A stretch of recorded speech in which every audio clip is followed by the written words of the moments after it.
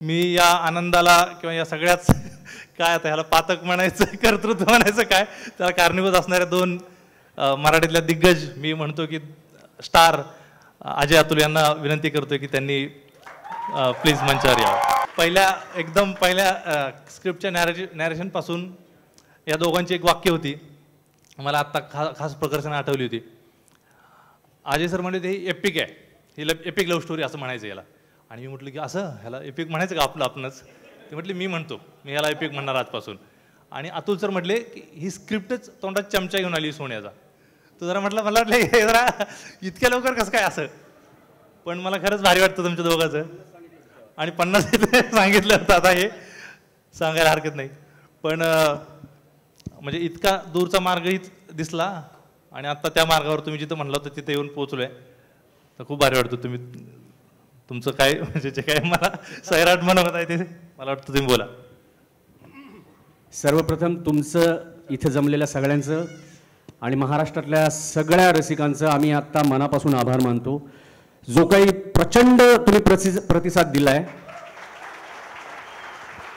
त्याला तोड नाही. आणि खरंच आमच्याकडे तिघा चौघांकडे पण आमच्याकडे शब्द नाहीत. हे फक्त 55 वगैरे आमच्यासाठी सुद्धा आकडे आहेत.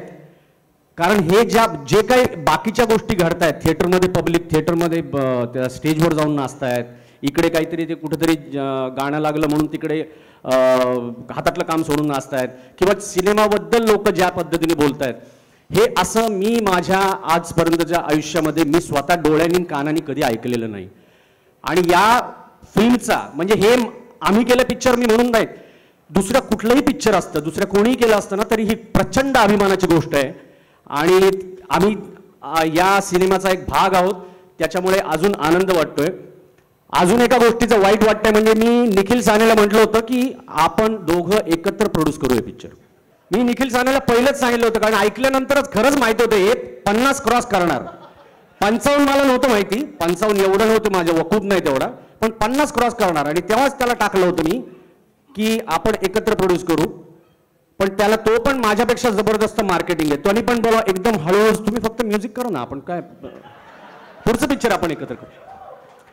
मी त्याला हे पण म्हणलं नागराजला फोडी ना मी जोक सपाट, पण ते आम्ही अक्षरशः इतकं हसत खेळत मजेत केलेलं फिल्म आहे. प्रत्येक गोष्टीत बोलत प्रत्येक गोष्टीत हे कास्टिंग आहे, हे लोकेशन आहे, हे असं आहे. आणि त्यामुळे आम्हाला असं कधी वाटलंच नाही की आपण काहीतरी जगाच्या आखरीत काहीतरी करतोय. आणि आता या सगळ्या महाराष्ट्राचा आणि महाराष्ट्राबाहेरचा हा रिस्पॉन्स बघितल्यानंतर असं वाटतं बापरे, म्हणजे नागराज बोलला तसंच आमचं पण झालं की खरोखर छाती भरून येते, आता दडपण येतं, आता भीती वाटायला लागली. आणि अशाच पद्धतीने अजूनही मला असं वाटतं की हा सिनेमा अजूनही थिएटरमधनं उतरणार नाही. अजूनही यांनी खूप रेकॉर्ड ब्रेक करावेत की जेणेकरून आपल्या मराठी चित्रपटसृष्टीमध्ये हे एक पावलं आपण जेवढी पुढे जाऊ तेवढे अजून याच्या पुढे जे सिनेमे येतील ते सुद्धा त्या पद्धतीने अजून एक पावलं आपण पुढे जाऊ. आणि आपला मराठीचा झेंडा अशाच पद्धतीने मोठा होत राहो, त्याचा डंका वाजत राहो. सिन्सिअरली खूप आनंद वाटतोय. आजच्यासारखा दिवस मला आठवतात 10-12 वर्षापूर्वीचे दिवस, जेव्हा आम्ही जस्ट संगीत सुरू केलं होतं मराठी चित्रपटांचं. आणि त्यावेळेला असा आनंद व्हायचा की भारत माताला किंवा पुण्यात प्रभातला हाऊसफुल असेल ना तर त्याचा फोटो काढायचे आणि तो पेपरमध्ये यायचा. इतकं त्याही वेळेला आनंद वाटायचा की अरे वा मराठी चित्रपट हाऊसफुल होत आहेत, सो त्याचा एक आनंद होत होता त्यावेळेला. कारण मध्यंतरी आमच्याकडे आम्ही असं काही पाहिलंच नव्हतं. सो ते होतं आहे याचा फार आनंद व्हायचा. नंतर आपले मराठी चित्रपट ज्या पद्धतीने काय म्हणतात सगळीकडे अवॉर्ड्समध्ये, तिकीट बारीवर सगळीकडे मराठी चित्रपटाने डंका वाजवला. आणि आज जेव्हा कळते की आता किती होतं 14,000 show, you can imagine 14,000 show almost house full, 90% full चाललेत.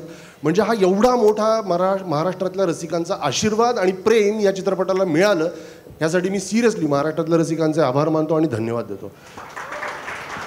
हे अमेझिंग आहे, फारच अमेझिंग आहे. आम्ही हा रिस्पॉन्स आजपर्यंत इमॅजिन केलेला नव्हता. आजपर्यंत आम्ही म्हणजे अतुल जसं म्हणाल तसं मी थिएटरमध्ये 4 लोक 6 लोक 10 लोक नाचताना पाहिली आहेत. आम्ही सुद्धा आमच्या लहानपणी नाचलो आहे. जिसकी बीवी छोटी आहे गाणं असेल किंवा जुम्मा चुम्मा असेल, आम्ही नाचलो. एक 10 लोक असायची, कडेला नाचायची, धिंगाणा घालायची, धुडगूस ज्याला म्हणतात, परत बसायचो. अख्खं थिएटर मी कधी नाही पाहिलेलं. मी महाराष्ट्रात अख्खं थिएटर नाचताना मी पाहिलेलं नाही. I am so sorry. मी ते जेव्हा पाहिले, आता हे जवळजवळ मोर दॅन 400च्या वरती व्हिडिओ आमच्याकडे आले. हे अजूनही अच्छा महाराष्ट्र नाचलं तर नाचलं ठीक आहे, कॅलिफोर्निया, न्यूयॉर्क, कतार सगळीकडे लोक 2-2 वेळाला गाणं रिपीट करतात. आमच्यासाठी म्हणजे यू कॅन इमॅजिन केवढं मोठं, केवढं छान आणि या पिक्चरचं, ज्या चित्रपटाचा भाग होता आलं, याचा फार आनंद वाटतो. माझ्या मते हा एकमेव चित्रपट असेल ज्याची जेवढी पब्लिसिटी झाली, त्याची जेवढी माउथ पब्लिसिटी झाली, तेवढीच त्याची निगेटिव्ह पब्लिसिटी झाली. पण मी आय थिंक आता कोणीतरी मला म्हणालं की अरे त्याच्यामुळे ना गालबोट लागलं वगैरे. मी म्हटलं, माझ्या मनात इमिजिएटली आलं की यार असं नाही, इथे गालबोट नाही आहे. कदाचित सगळं इतकं सुंदर चित्रपट झालं, इतकं सुंदर सगळं होतंय, ते कदाचित त्याची दृष्ट काढली असं म्हणूयात आपण, कारण तेही आपलेच आहेत. ते त्याने असं थोडंसं काळं लावलं आणि थोडंसं त्याचं दृष्ट काढली, तर अजून ते सुंदर दिसतंय. आता माझ्या मते सो नागराज घाबरू नको, अजून 1.5 महिना तरी पिक्चर उतरत नाही. So be prepare. So I thank them also seriously, because एक त्याच्यातनं आम्हाला पण बरंच काय काय शिकायला मिळालं आणि ही चांगली गोष्ट आहे. आपल्याकडे एक संवाद होतोय, चांगली गोष्ट आहे, फार महत्त्वाची गोष्ट आहे. सो त्यानिमित्त मी आज सगळ्यांचे आभार मानतो. मला आश्चर्य वाटतं की आम्ही, अतुल जसं म्हणाला की आम्ही वन ऑफ द प्रोड्युसर होण्याची आमची इच्छा होती, ते सोडा आम्हाला मध्ये मध्ये फोन आले, अरे तुम्ही खरंच प्रोड्यूस केलं आहे का, खरं तुम्ही एवढे फिरताय. तेव्हा आमच्या लक्षात आलं की, आणि मग आमच्या लक्षात आलं की हे काय, अरे आपण खरं जास्त फिरतोय. मग आम्हाला चित्रपटात एक डायलॉग आहे, ते सगळे 4 जण पळून येतात आणि त्या गॅरेजमध्ये येतात. त्या गॅरेजमध्ये आल्यानंतर तो त्यांना म्हणतो, यांचं ठीक आहे, आरची परशा यांचं प्रेम आहे म्हणा किंवा लफडं आहे म्हणा, हे पळतात ठीक आहे, तुम्ही दोघं काय पळता. तसे आम्ही या चित्रपटाचे बाळ्या आणि सल्या आणि बाकीच्या आरची भाषा, हे बाकीच्या आरची परशा यांनी पळून जावं म्हणून आम्ही यांच्या मदत करतोय सारखं, पळा पळा पळा पळा तुम्ही पळा. सो आम्ही मदत करतोय. बट सिरियसली मजा आली. आणि आज खरं सांगतो, सगळी फॅमिली इथे, सगळेच आपण फॅमिलीज आहोत आणि त्यामुळे इथे बोलायला असं मला ते ऑकवर्डनेस किंवा तो एक सो कॉल्ड फॉर्मल बोलायचं नव्हतं, बोलताही आलं नसतं. So I thank Nagraj also, Nikhil Sane also, and Ganpati Bappa. Thanks lot. मी निखिल सर आणि नितीन केनी सरांना विनंती करतो की त्यांनी मंचावर यावं. दुनियादारी केली तेव्हा 25 करोड, आणि त्याच वेळी मला वाटलं की हे 25चं रेकॉर्ड मोडलं जाईल. त्यानंतर टाईमपास आलं आणि आता 50 करोड, 50+. मला वाटतं 100 crore is in site for Marathi cinema.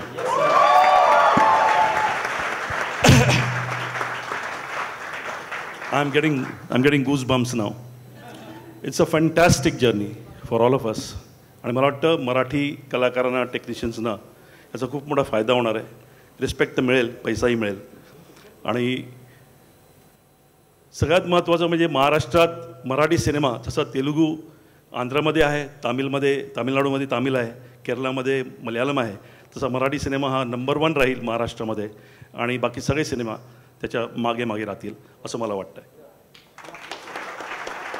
3 वर्षापूर्वी ही सगळी जर्नी सुरू झाली किंवा प्रवास सुरू झाला. आणि मला वाटतं मी नागराज किंवा अतुललाही म्हटलं की ह्या सगळ्या पायऱ्या होत्या, त्याच्यात एक पुढची पायरी झालेली आहे. म्हणजे मला आज खूप बरं वाटतं आहे की संजय आणि नानूभाई इकडे आहेत, रवी इकडे आहे, निशिकांत इकडे येईल, रितेश येणार आहे, सचिनजी इकडे आहेत, सुबोध आलेलं नाही आहे, आणि संपूर्ण कट्यारची टीम इकडे आहे, महेश सर पण इकडे येतील. ही नावं का? कारण ह्या सगळ्यांमुळे ही जर्नी, हा सगळा प्रवास सक्सेसफुल झालेला आहे. हा काही फक्त एकट्या सैराटचा हा प्रवास नाही आहे, हे सगळेजण इतके लोक बरोबर आहेत आणि त्याच्यामुळे हा मराठी सिनेमा पुढे जातो आहे. आणि आय एम शुअर असाही पुढे जात राहील. थँक्यू.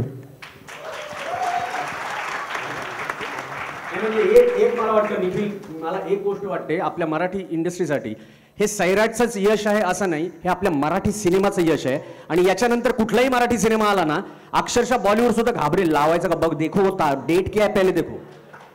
आणि आपले जे प्रॉब्लेम होते आतापर्यंत, थिएटर अवेलेबल नाही, हे नाही, आपल्याला प्राईम टाईम मिळत नाही, सकाळचे शो, हे सुद्धा सगळे प्रॉब्लेम बंद होतील. कारण आता आपला खरोखर डंका जोरात वाजतोय.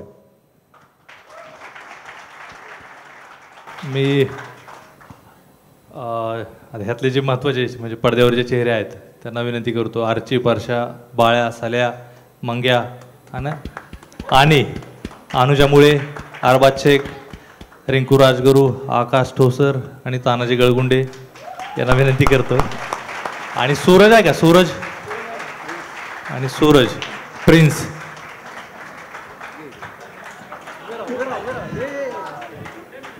हे सगळे म्हणजे जेव्हा ह्यांचं कास्टिंग हे सगळं बोललो जे आम्ही, खूप म्हणजे मजा येत होती.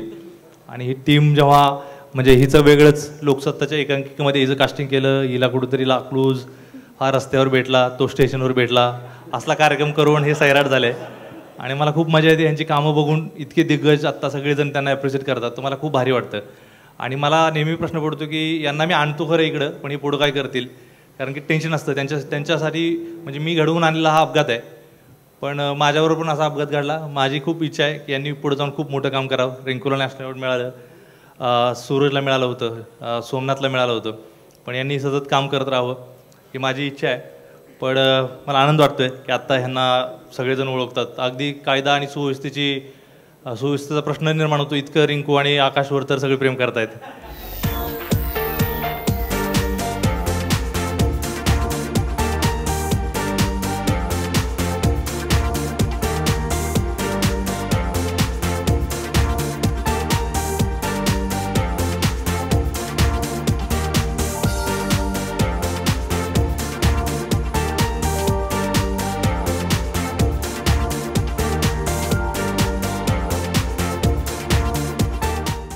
नमस्कार, मी मृण्मयी देशपांडे आणि आपण मला पाहताय राजश्री मराठीवर.